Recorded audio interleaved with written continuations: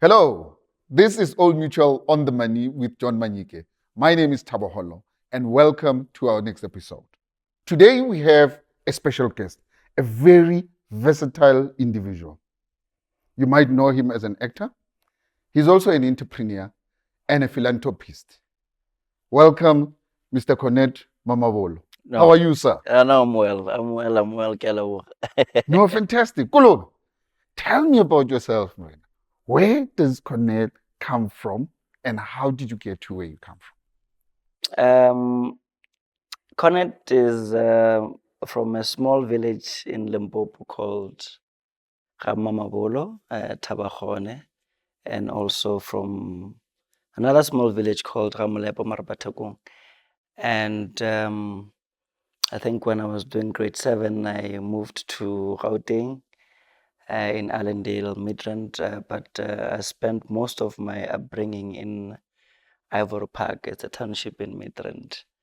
And I'm just a young man that has always been interested in the arts and how I can use arts as a vehicle to liberate myself. In fact, that's what I wanted to find out.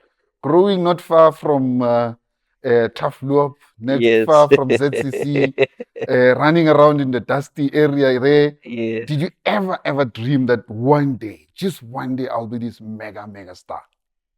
No. That would be a lie. But I've always appreciated performance, so I was more drawn towards performing arts more than screen, because the stigma when you grow up from the villages, you know what TV na la batho ba yona ba tshonyana ka mmala ba botsananyana. I don't know, Absolutely. we've always regarded ourselves as those scruff, ugly guys that only deserves the stage. My goodness. So you've always thought, now I'll end up on stage, but TV is not one of them. No, TV definitely not. TV no. TV found me. Oh, really? Yeah, TV found me. TV found me on stage. I had to learn, acting, television techniques, because I was more, on presentational type of acting because of stage, the poor theater, process theater type of background. I was not more drawn to realist style of acting or performance. I was more of like an outward type of a performer.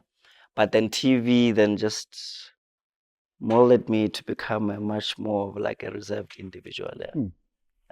Interesting. Those that do not know, you actually studied drama, right? Yes, yeah. And you were a veterinary at some point. Yes. How do you marry people that talk about natural acting versus taught or learned acting? Do you juxtapose the two? How do you feel about the two worlds? Look, you need a technique. So talent is one thing, technique is another thing. And also understanding the industry from a more technical perspective is quite critical for any individual that wants to get into any field. So I would not be, for example, I know what I need to do when I get to a certain type of genre. I know what, if I'm expected to act in an industrial theater performance, this is what I need to do. If I need to perform in a more experimental film style, this is what I need to do. So I'm much more exposed from a technical point of view, which is what any individual that wants to explore the field must focus on. But more than anything, when you have went through a formal way of training, is that you understand the sector even much more better as compared to somebody that just comes in with talent. You won't be frustrated. Let's say you're an individual that is interested in television or film. If opportunities happens to not come, then you know other mediums that are available for you out there and how to maneuver around them. Then you don't become that frustrated artist. So that line of march helps in that perspective. Fantastic. Yeah, So seasoned actor from Mamabolo to Ramolepo to Allendale Yeah. to the big city lights of Joburg. That transitioning. Let's talk about the impact of that transitioning on your life. I want to drive more towards now you earning a salary. What does it mean for you? What does it mean for that young man from Mamabolo? Yo, excitement. It's excitement. So I would say the first excitement is when, because my interest has always been how this commercial industry looks like. Because I come from the background of community hall performing. I come from that space, Yes, yes. sleeping in the classrooms during camps and Wow. theater festivals. So now having to be told that you are given this TV role Yes. and scripts get delivered at your house. Wow. And when you are at work doing screen tests, you're being offered a bag. You're told that's your wardrobe. Nah. Wow. So it doesn't feel real, in the Oh first stages yes. of Oh it. yes. And yeah, to get attention from different, crew members on set. Whereas when you're on stage, you are managing your own costume, Oh you're yes. managing your own, movements on Yeah. stage. Yeah. It's Yeah. just that environment then becomes, it takes a bit of time for you to eventually settle in it. But it's exciting, yeah, Wow. and Wow. scary, yeah. No, fantastic. And tell me now you're this big time actor, T-Boss. Everybody knows T-Boss, Yeah, right? yes. And you decide, nah, I'm moving out. I'm gonna start something new.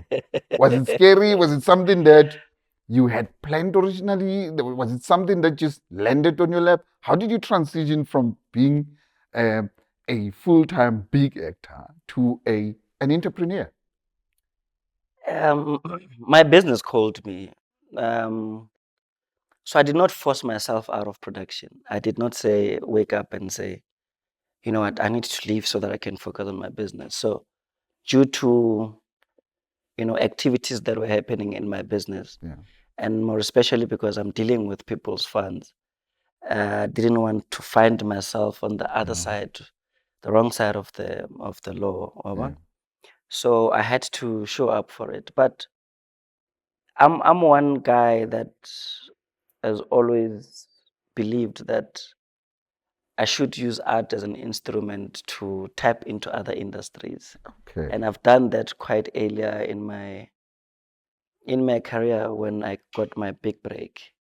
Um, much as I was, big and people celebrated me, I I I took an approach of becoming a sales rep, and I would sell funeral policies, and people would be shocked. What is this guy doing Yeah, selling at the funeral. taxi rank and malls Wow. and so forth? All right. And I was just using that instrument to tap into other industries.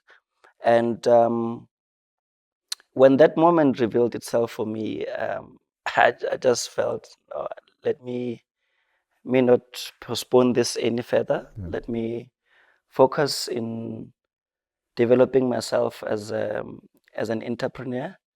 But the other thing is that I've never been a big believer in being employed as an artist. Okay. Yeah, I Okay. how I was trained is that arts is collaborations. Mm. So if it means there are other collaborations that I can do with the channel or with the producers, then that moment will come. But I should not hold into the role to Yeah. a point whereby all my creative juices would die by the time would have I hear you. gone by the time I decided to be independent. Yeah. I hear you. And but you said something very interesting. You spoke about um, looking after other people's monies. Now you have to be serious. You have to be focused because now you're dealing with other people's finances, right? Yeah. Let's talk about your own finances, right? Yes. We've seen that where particularly in the arts, culture, sports kind of environment, right, where people pass away and they pass away broke. Now we discover so and so was popular at some point, and now we have to pitch in and try bury them. How about managing your own personal finances? What is your view in terms of how, particularly people, artists, right, Mhm. should manage their finances? Um, yo, put in your mind where it matters. So let me answer it maybe from how one, my relationship with money was like when I first, got my first proper salary from the production. Yeah, I invested in buying equipment because my background is performing arts, writing, and directing. yeah, So at the time, because um, I had no plans of being in the financial sector. yeah. So the only industry that I understood at the time was arts. So I invested in lights, I invested in cameras, I invested in laptops. Mhm. Together with my guys, I think I was with Pumusa. He's now a cinematographer, and Tsepo also is a cinematographer. And we invested in that space, Yeah, and all we wanted to do was just to shoot pilots. So that money I could have spent it elsewhere, true, true. because of the lifestyle of that little Clema. Yeah, Yeah, I could have wanted to. So when money stays for too long on you, it makes plans for you. okay. When money stays long on you, Yeah, it makes plans yeah, for you. yeah. Especially if you have got no plans for that, for those finances. Yes, I was saving, but even now, I'm not a big fan of looking at 100,000 in the bank account, in the savings account, Wow. and just letting it be there because one day I'm gonna need it. Yeah, yeah, I need to find ways in which I need to find a convincing reason for me to spend that money on. yeah. So from camera, obviously, then we had plans of having our own production house, and we did exactly that. But after it got stolen, then that just killed us. Then I closed that chapter. So you completely closed the production chapter just of the because of the risk of, Yeah, yeah. because also at the time, in terms of the cash flow, Ah, we're limited. All of us okay. were not stable because we're just freelancers, Yeah, and yeah. freelancers where work was not consistent. So we had to just focus on developing our own careers in the arts. I was more developing myself in acting.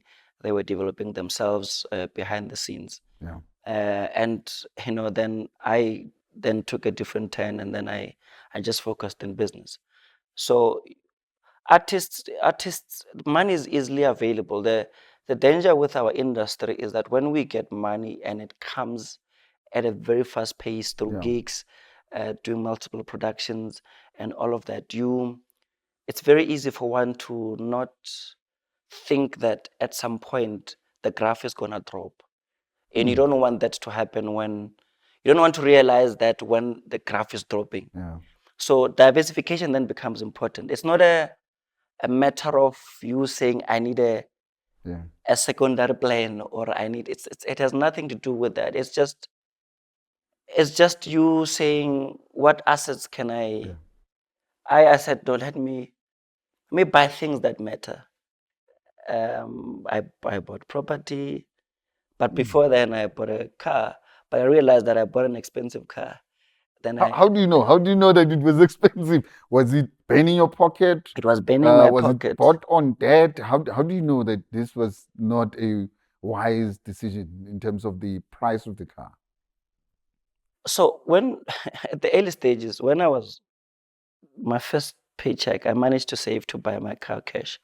Fantastic. Unfortunately, then I let go of the car. When I let go of the car, because I was scared of credit, I rented a car. Those long-term lease. Yes, yes. So then there, I knew I had no responsibility over the vehicle, in terms of insurance, in terms Mm, of mm. my credit was still sharp. Yeah. But because of pressure in the industry, I was gigging, I was making money, and Of all of course, yes. that. Then I went into that. Also with the perception of saying, These business guys must take me serious. Yeah. And you're thinking you'll only be taken serious if you're driving something Porsche and nice. You know, I learned later that It doesn't matter. it doesn't really matter. Yeah. Um, you see, I mean, when you don't get gigs, that installment that is going Yeah. out, it's quite heavy on you.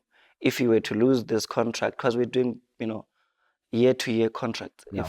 If I was to be removed from a global actor and be put on per call actor, there's no way that I was going to survive With the cam. with this car. All right. And I bought the car before I could get a property. So the value of the car was more higher than the property. Wow. So, and you learn these things. I had to change my Yeah. things around. Yeah. But at what point did something click that says, look, you can't have a car that is more valued than your house? What was that break point where you said, I don't think I'm going the right way? Um, it clicked when I when I had kids. Aha. They are a cruel reminder of how you manage your money, right? Yeah, they're a cruel reminder. Yeah, kids are cruel reminders. So I mean, well, I have this car. That so what? Yes. Yes. I mean, so what? Like I paid off, then Then what? then Yeah. what? You know. Yeah. Whereas with property, you can speak a different. Not a property guy, but that's just that a little, Yeah. click there. Yeah. You realize that no, I think I need to do things differently. I need to buy things that I can sell that have not Sure. dropped value. With the car, it would have. Yeah. Not to say all the properties don't drop value, but the risks are quite minimal. It's things that you buy that you can easily sell, and you can be fine again. So I reinvested more in business. The money that I was getting, I was just reinvesting it in In business business. on myself and just personal growth. Yeah. You earlier spoke about diversifying, right? Mm. So at the best of time, getting into the financial services industry can be the hardest. Did you find that it was harder to get into that space than acting? And if so, what are the lessons that you've pulled out of acting into your entrepreneurial, at least in the financial services sector? Is there anything that you have learned? Yeah, the financial services sector is tough. It's expensive as well. The compliance part of it is expensive. To acquire license is expensive. To get talent or the human resource in your business is expensive. To systems are expensive. To do administration of these policies that you write. It's just an expensive industry, and I think when we started in 2014, we only had assistance business, which is funeral policies that we could sell at the time, and we were interested in diversifying our business portfolio to sell car insurance, to sell home contents, to do health insurance, to get into the medical space, to be as diverse as possible as a broker house. Uh, but to get those, it's a nightmare. Yeah, You would even to a certain extent feel like, hey, you got one red tape. true. Even though you wouldn't know, it's very manga mo left, it's very manga kwa right, but But you there is that red tape. there's There just is that that red red tape tape. for you to cross. I hear you. Yeah. So it's just it's a difficult industry, but one is passionate about it. I love it. I think it's a space where we need to see more black players in it, because most of these premium payers are black people anyway. Yeah. You see. Yeah. The big lessons for me, what I took from the arts, Yeah. the funny story is that when I got into insurance, that was the first time I got into this world of corporate. Before then, I've never gotten through the door of Yeah. corporate. Yeah. It only knew the arts. So it has always been painted as this difficult, Yes. strict, Formalized. formal, Yes. yeah. And once I was in there, I realized that by virtue of being an actor, I'm actually more exposed than all these guys that are Yeah. sitting in this room. Wow. And that happens because, especially when you've been fortunate to play different characters, because acting forces you to do research. Yeah. And by doing research, you are exposed to many sectors. In actual fact, if you're a trained actor, you realize that before you can professionalize, you start with some few modules that are focusing on general BA. And doing a general BA exposes you to politics, economics. Yes. It exposes you to pretty All much sorts of, everything, Marketing. I mean, we were selling tickets for theater shows. So, what is a policy? It's a federal So, policy. so if you can sell tickets to a show, you can tell a Yeah, it's federal just, policy. I mean, Wow. Okay.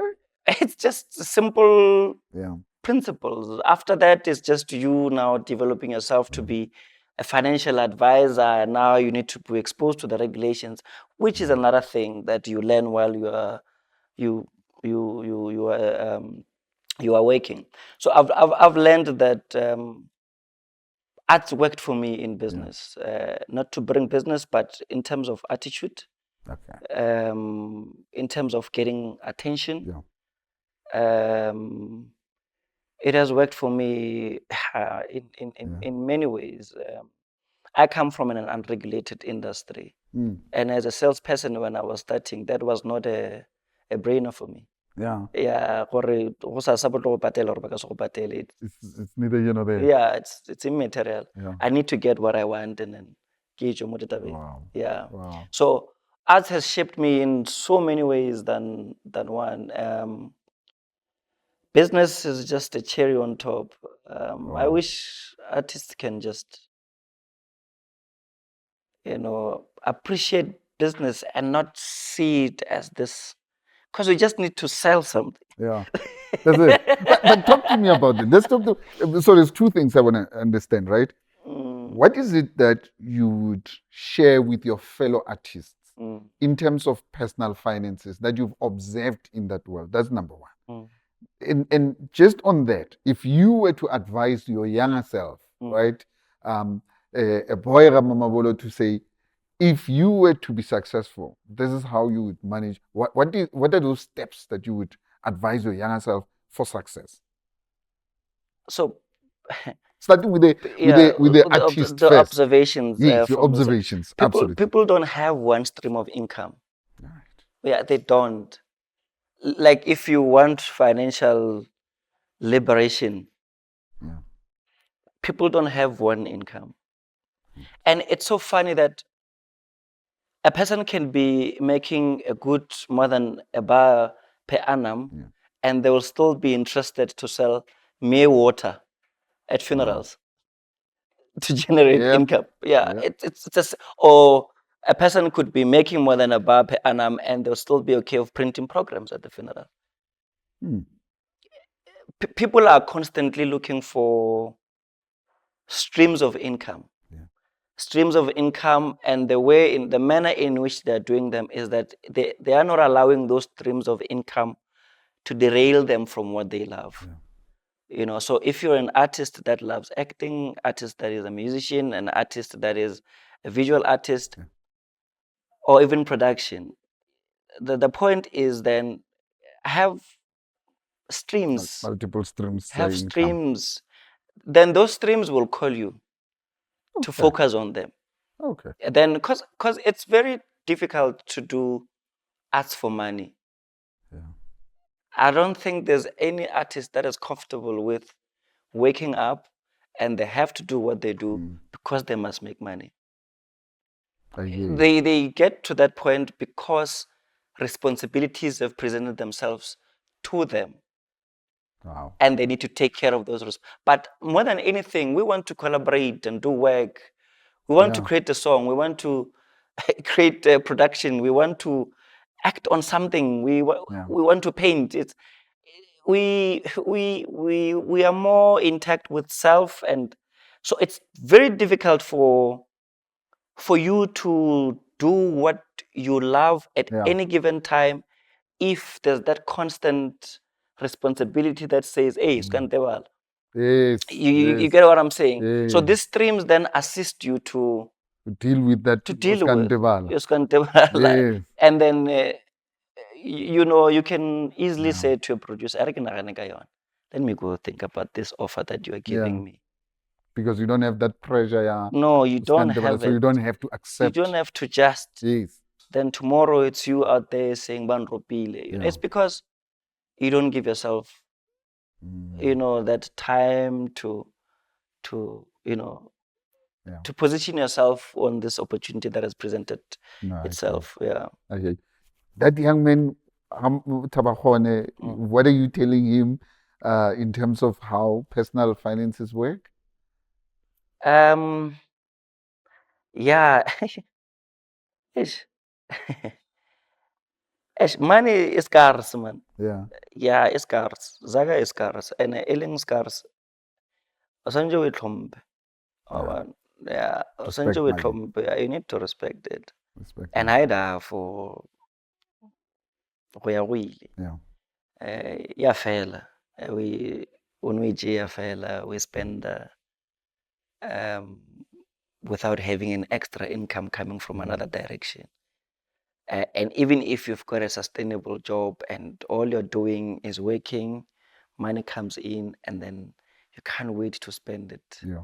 Yeah, fella, you know. You just need to just have a healthy relationship, Leona. Like find ways to. I cannot go over philosophical or make money work for you or what. You know those things The that are being cliches. said. You know?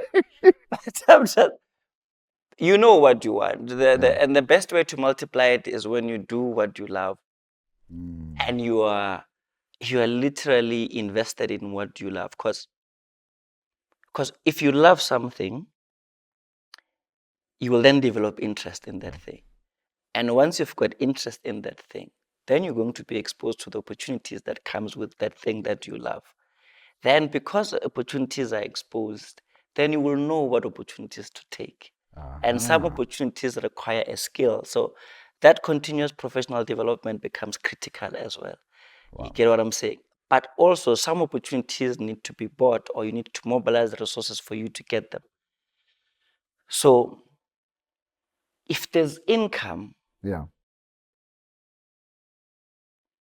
the first thing you must do is respect it and focus in this thing that you do. Develop yourself there. And if there's interest in other sectors or whatever, then take your chances. But firstly, do your own analysis there and there. Then it'll wash up. I'm picking up so many nuggets out of, for instance, the respect for money, creating multiple streams of money, knowing that the money is finite, it's not there forever. That's fantastic. But talk to me about your philanthropy, giving. Because apart from being an actor, being an entrepreneur, you also regarded as somebody that is into giving. Talk to me about that part of your life. And I've received a lot of love from people that I don't even know.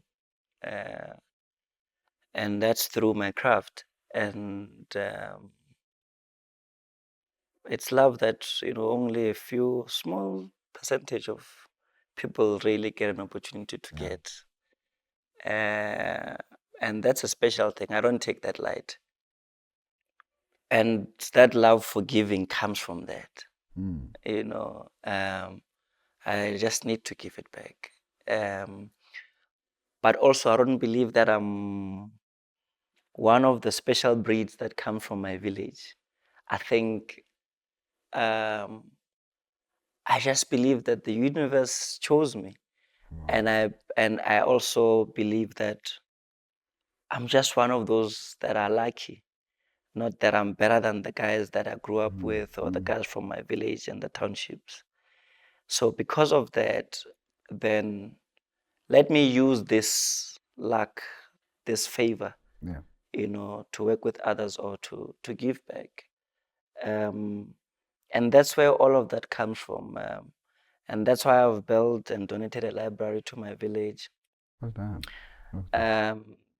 And I do those programs without feeling like I'm putting in any effort because it just comes naturally to me. And I've done a lot of reaching out programs while I was doing a lot of acting work. But I then realized that as soon as I leave, I leave with that I've told people. It's only the few that will take home what I've told them. Yeah. And that's why I believe in building institutions for impact. Yeah, be it from an employer point of view, be it from a philanthropy point of view. Like now, I'm also in the skills development space. I run accredited programs in film and television, in insurance, in agriculture. I produce artisans. I'm currently building a college in my village Wow. because I strongly believe that it will be a catalyst for social change and economic activities that are happening in my village. That gives me comfort and sleep. Yeah. Because anything else, I think, bana ba ka ba right, le Yeah. mosadi ya ka o right, le batswadi ba ka ba right, le bana ba gešo, to the people I know. But there are kids out there that are just looking for a guy that cares. Yeah. Wow. One last question. Wow, I'm taking with that, but I have to ask you the Yeah. last one, and particularly concentrating on the industry. If you were to talk to your fellow artists, right? Again, in terms of the finances, if there was 1, 2, or 3 things that you would say, if you do this, you will be okay. Yeah. If there's 1, 2, or 3 things that you would say to my fellow artist in this particular industry, if you were to do this, then we on.